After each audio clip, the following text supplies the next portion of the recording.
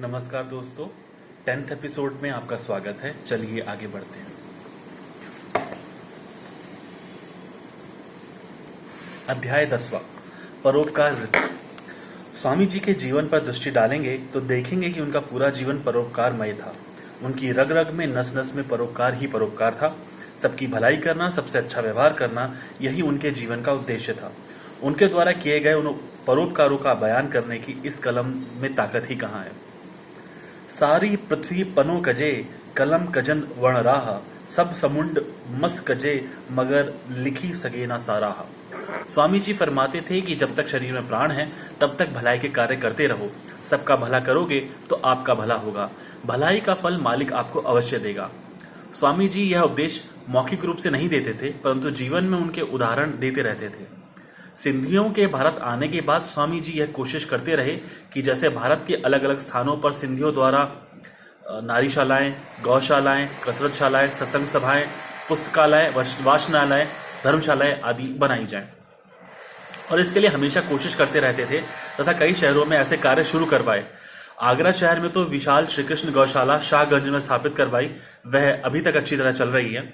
उनको अपनी जमीन, कुआं, धर्मशाला आदि है।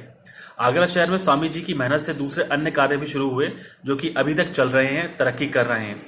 अलग अलग शहरों में पानी की किल्लत देखकर स्वामी जी ने 22 जगहों पर कुएं खुदवाए, और जहां पर कुओं का पानी खारा निकलता था वहां स्वामी जी की आज्ञा अनुसार कुआं खुदवाने से पानी मीठा व शुद्ध मिलता था। आदिपुर में जब आश्रम की जमीन पर कुआं खुदवा रहे थे तब सभी ने कहा कि पास के कुओं की भांति इसका भी पानी खारा ही निकलेगा, परंतु पानी ऐसा मीठा निकला कि सभी आश्चर्य में पड़ गए। बीमार भी उस कुएं का पानी पीने से ठीक हो जाते थे। आगरा के धर्मशाला के कुएं की भी ऐसी ही अजीब कहानी है। पहले पानी खारा निकलता था, पर स्वामी जी ने वह पानी चखकर कहा यह तो मीठा है, और वह बर्तन वाला पानी कुएं में डाल दिया। उसके बाद वहां का पानी मीठा हो गया और अब तक मीठा है। स्वामी जी की कोशिश से उल्लासनगर 4 में नारी उद्योगशाला स्थापित हुई, जिसमें अनेक बहनें काम कर रही हैं। उनकी प्रेरणा से कई अन्य शहरों में भी नारीशालाएं स्थापित हुई हैं। खैरथल, वल्लभग्राम, बांटवा, पालनपुर, डीसा, उपलेटा, आदिपुर, बंबई व अन्य कई शहरों में स्वामी जी की प्रेरणा से न केवल धर्मशालाएं स्थापित हुई, पर कई शहरों में सिंधियों की कॉलोनियां भी बनी, और कई कॉलोनियों का नाम स्वामी जी पर रखा गया है। राजस्थान का वल्लभग्राम तो स्वामी जी की प्रेरणा से ही आबाद हुआ, और इस समय सिंधियों की अच्छी बस्ती है। स्वामी जी ने कई स्थानों पर आश्रम व कुटिया आदि बनवाई जहां हर रोज सत्संग होता रहता है। उनमें से बांटवा का वेदांत आश्रम प्रमुख स्थान है। राजस्थान में अकाल पड़ा तो स्वामी जी चुप नहीं बैठे। पूर्वी राजस्थान में जहां लोग भूख के कारण मर रहे थे और अकाल के कारण हर रोज गायें काफी तादाद में मौत का शिकार हो रही थी, वहां पहुंचे। सब कुछ अपनी आंखों से देखा, और स्वामी जी ने जोधपुर व अन्य जगहों पर गायों को इकट्ठा कर उनके लिए चारे आदि की व्यवस्था की, और जहां तहां से सहायता प्राप्त करके वहां भेजते थे। श्री कृष्ण भगवान की भांति स्वामी बड़े गौ भक्त थे, और सबको कहते थे कि गौ रक्षा व गौ पालना अपना धर्म समझो, और जिनके पास गाय रखने की शक्ति और स्थान है वे अपने पास गाय अवश्य रखें। तत्कालीन सरकार की ओर से गौ कोष पर बंदिश न लगाने तथा किसी न किसी रूप में गौ कोष को बढ़ावा देने के कारण स्वामी जी बहुत दुखी रहते थे। स्वामी जी न केवल गौ भक्त थे, परंतु सभी प्राणियों के लिए उन्हें प्रेम था। किसी कुत्ते बिल्ली का दुख भी उनसे देखा नहीं जाता था। एक बार एक कुत्ते की टांग खराब देखी तो उसे मालिश करके ठीक कर दिया। स्वामी जी जीव दया परम धर्म मानते थे। अहिंसा परमो धर्म उनका उद्देश्य था, और इस सनातन वैदिक धर्म का प्रचार करते थे, और सबको मांस, मछली आदि तामसी भोजन न खाने की सलाह देते थे।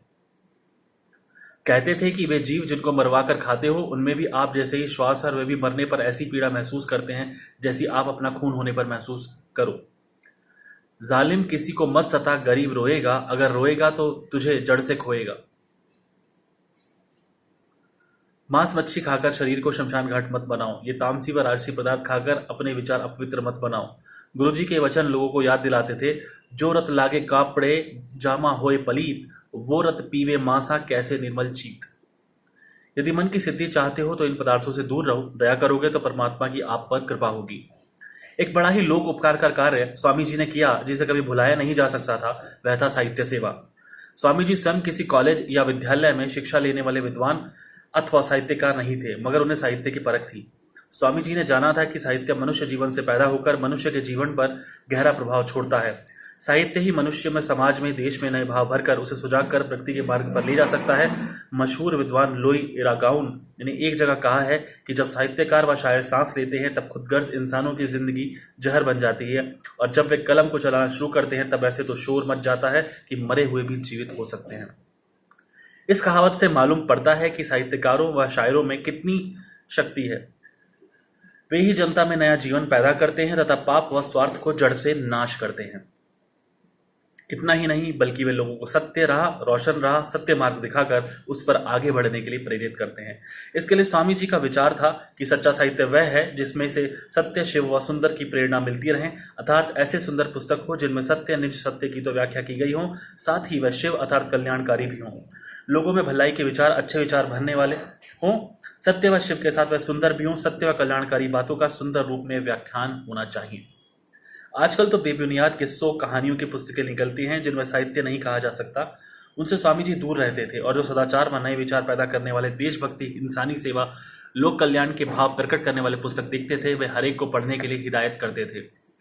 कई बार तो स्वयं के खर्च पर खरीदकर या छपवाकर आम जन तक पहुंचाते थे। उन्होंने अक्सर सदाचार के भाव जागृत करने वाले व आत्मज्ञान से भरपूर ग्रंथ ही लिखे या लिखवाए।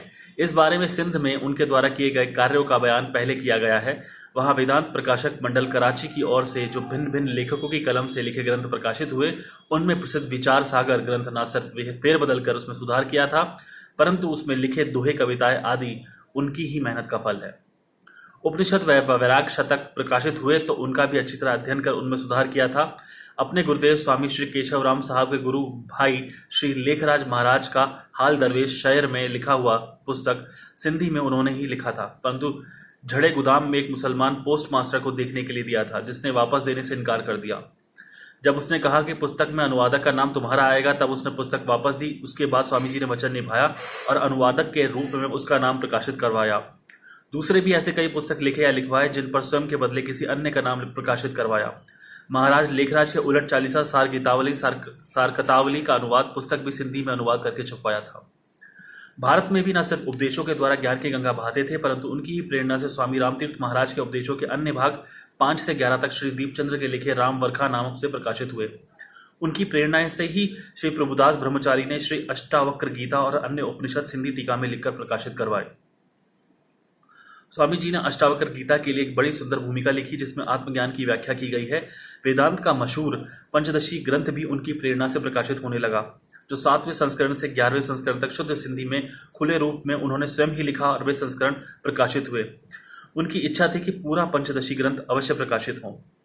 सिंध में स्वामी जी की प्रेरणा से तत्वज्ञान मासिक पत्रिका निकलती थी। उसके बदले 1954 से स्वामी जी की प्रेरणा से श्री प्रभुदास ब्रह्मचारी ने आत्मदर्शन मासिक पत्रिका शुरू की। वह लगातार आज तक प्रकाशित होती है। उसमें वेदों, उपनिषदों, शास्त्रों, ऋषि मुनियों की शिक्षाएं तथा स्वस्थ जानकारी के साथ स्वामी जी के प्रवचन व जीवन लीलाएं प्रकाशित होती रहती हैं। स्वामी जी स्वास्थ्य, सदाचार व आत्मज्ञान से संबंधित साहित्य पर ज्यादा ध्यान इसलिए देते थे क्योंकि उनका मानना था कि स्वास्थ्य के बिना इंसान कुछ कर नहीं सकता। स्वास्थ्य ही धर्म, अर्थ, काम व मोक्ष की प्राप्ति के लिए आवश्यक है। उसके साथ चाहिए सदाचार। कहते थे कि धन गया तो कुछ नहीं गया, स्वास्थ्य गया तो कुछ गया, मगर सदाचार गया तो सब कुछ गया। सदाचार ही इंसान को मनुष्य की पदवी तक पहुंचाकर आत्मज्ञान का अधिकारी बनाता है और आत्मज्ञान के बिना मनुष्य की मुक्ति नहीं हो सकती। कहते थे, बिना आत्मज्ञान ममत न मिटे मन जी, तोड़े सवे साधन करे, पढ़े वेद पुराण, गीता में भगवान अर्जुन के इये चयो। स्वामी जी कहते थे कि आत्मज्ञान ही बड़ा दान है। पानी व अन्न दान कुछ समय के लिए इंसान की प्यास व भूख मिटा सकते हैं। कपड़े इंसान का तन कुछ समय के लिए ढक सकते हैं, परंतु इंसान की सच्ची जिज्ञासा तो आत्मज्ञान ही दूर कर सकता है।